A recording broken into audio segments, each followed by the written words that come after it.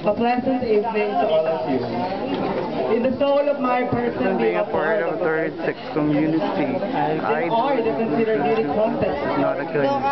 It was indeed challenge and engaging every homosexual in our society by giving the best of our ability. The best quality of beauty, the best unity of body, the versatility of talent and most especially the flexibility and the creativity of mental capacity that I think definitely God. Good evening to each and everyone, the organizers, the board of judges, the punong barangay, ladies, gentlemen, and lovely parents. I'm your lovely candidate number 3, Miss Sia. Ito sa akin.